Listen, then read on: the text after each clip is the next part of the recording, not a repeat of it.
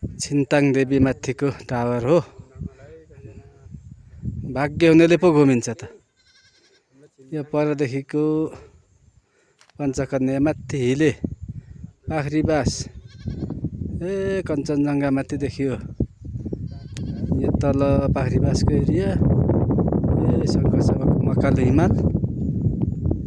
हिमाल यहाँनिर यस्तो पानी यहाँको खाडल छ।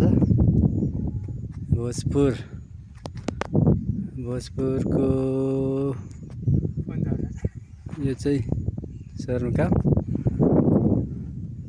हाम्रो कुमार सर ठुलो बिजनेसम्यान हो हाम्रो।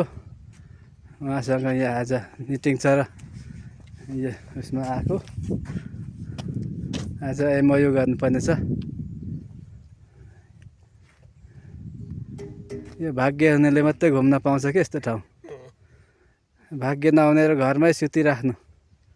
हामी यहीँदेखि हेरिदिन्छौँ उदयपुर, भोजपुर, दुधकोशी, अनि यताको भोजपुर, उतापट्टिको उदयपुर, तलदेखि नै त्रिवेणी, खुवालुङ भनेको यो तल हो। भाग्य हुने पो यसरी घुम्न पाउँछ त। घरमै सुतिराखेर हुन्छ, घर छोड्नु सकेको होइन।